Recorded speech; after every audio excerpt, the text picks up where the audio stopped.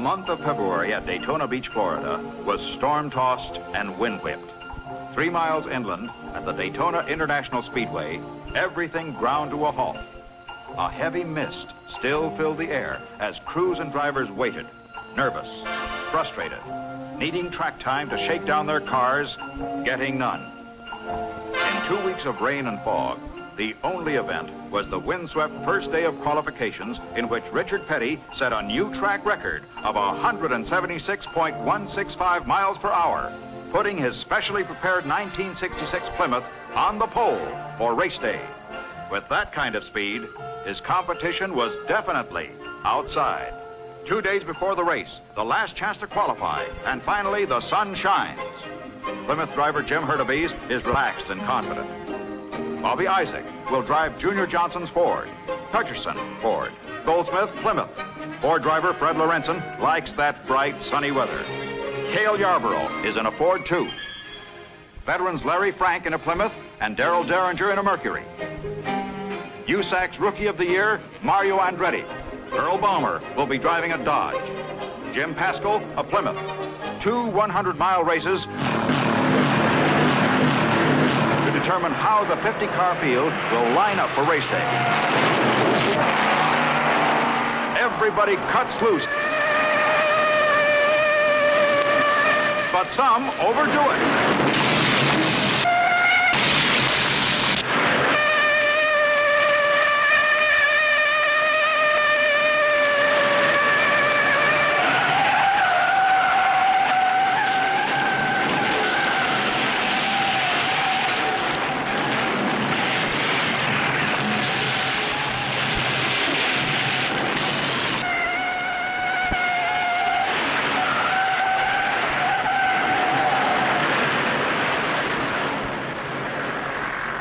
Not the specially prepared Plymouths. In the first 100-miler, Petty and Goldsmith run long and strong right down to the wire. Goldsmith makes a last-second dash and takes it by 4 feet, earning himself a second-row starting position for race day.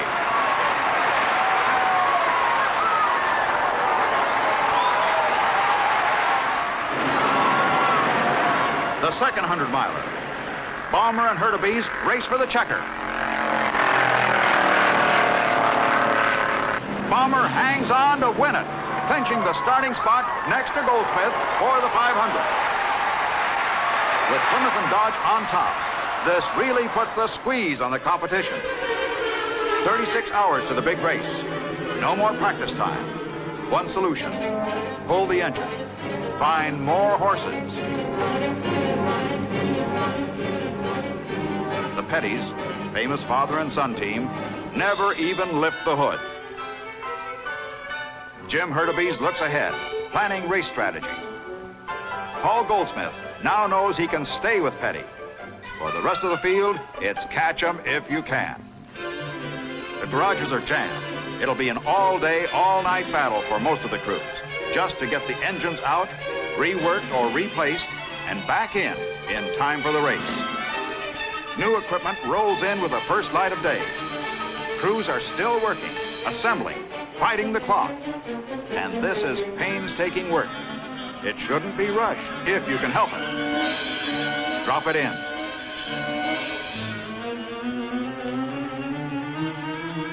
Retune it. Work to the last moment.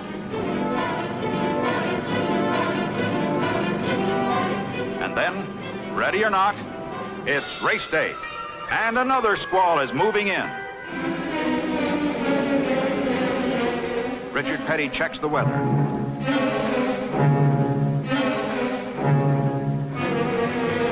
It's going to be hairy out there.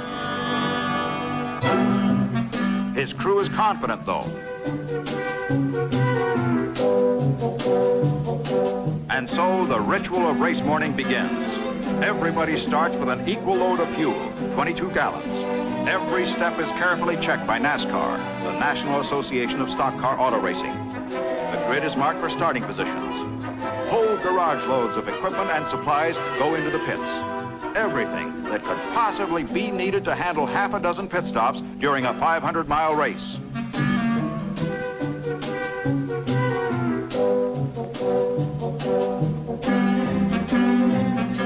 Allison tires are the most important, as cars burn them up in less than 100 miles.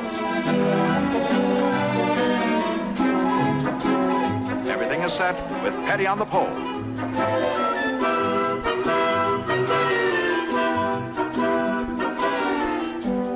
The Plymouth Pace Car Parade is cut short as the weather closes in.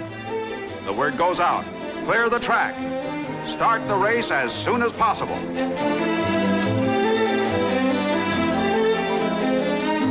Crews wipe off the windshields. There already has been one light sprinkle. The race will be official after 250 miles, the halfway point. Today's strategy is to get out in front and stay there if you can.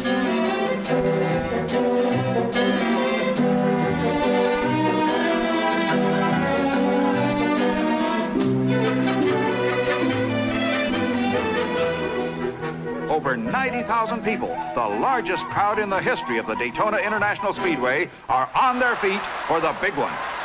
And here come the cars. Now we'll see if the Plymouths can keep up their record-breaking speeds in traffic.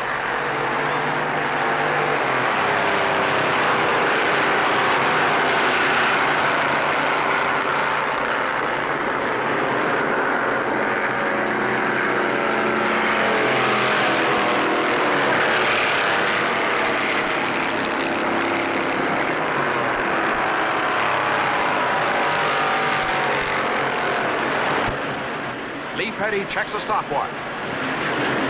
Richard and Paul Goldsmith are pulling away from the field on the first lap. Speed over 176 miles per hour.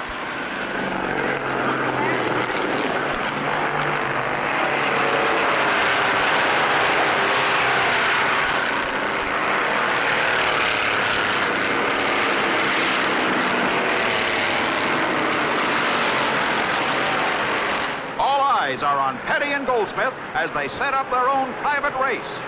And here comes Goldsmith challenging Petty.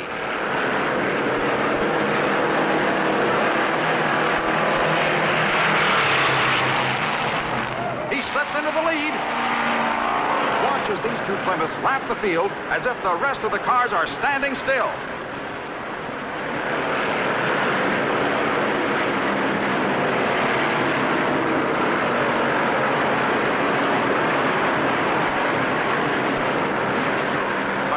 Isn't going to let Goldsmith have all the glory. He swings high, plants his foot down, and takes back the lead.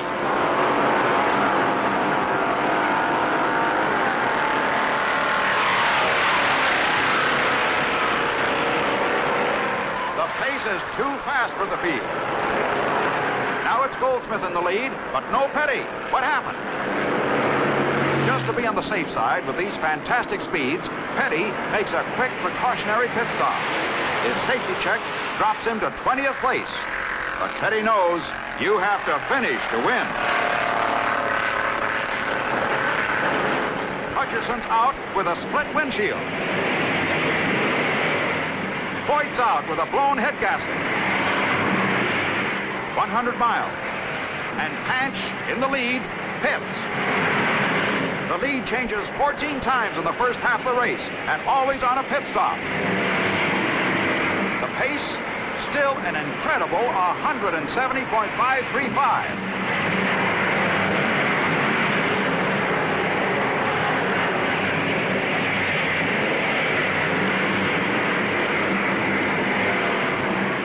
And then 200 miles after Petty gave up the lead, he's out in front again and moving away.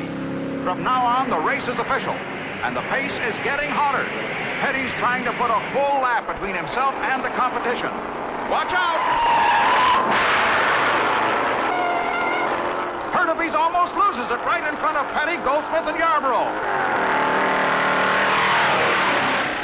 His tremendous driving skill saves the day. Others are not so lucky, or so skillful. Those 171-plus laps take their toll. Bobby Isaac loses it.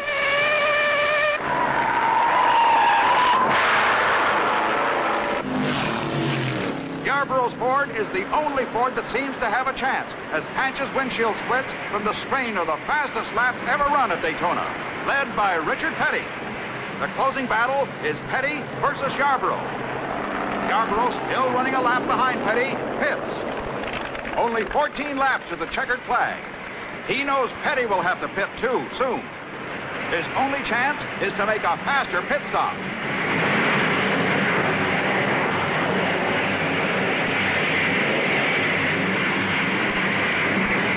The Petty crew clocks Yarborough. 20 seconds.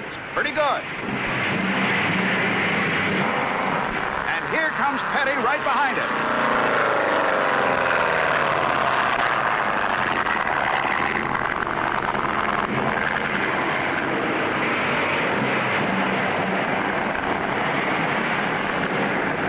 The Yarborough crew puts a watch on him. A lap, 2.5 miles long, takes only 50 seconds. You've got to hustle in those pits to keep a lead. Petty's stop is 17 seconds. But with slow down time in and out, here comes Yarborough.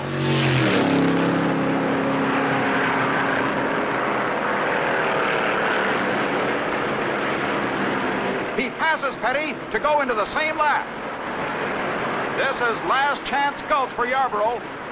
If he can get around fast while Petty is getting up to speed, he may be able to put the pressure on him. Yarborough runs flat out. Only 13 laps left. Richard Petty is pouring it on. Lee Petty watches as his son closes the gap.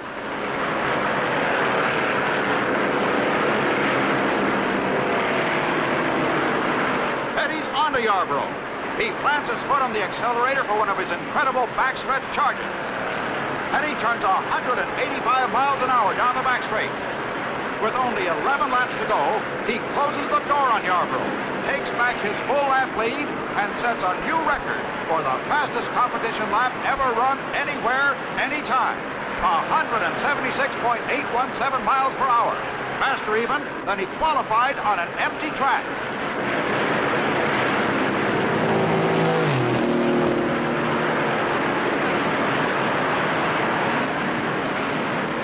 He did it just in time, because here comes the rain. The cars send up spray as the pace slows under the caution light. No more records today. They're calling the race. The checker. And Richard Petty roars through with a lap to spare.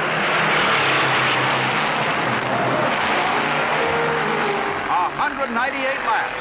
495 miles. Petty's 1966 Plymouth takes it all. Cale Yarborough is 1 lap back.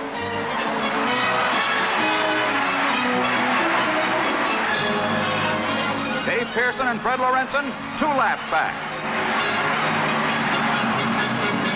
The Pettys, father and son, engineered the fastest Daytona ever run. The overall speed was 160.627 miles per hour, the fastest distance race ever run on any speedway. In 2 successive starts in a Hemi-powered, specially prepared Plymouth, Richard Petty is the only man to win the Daytona 500 twice.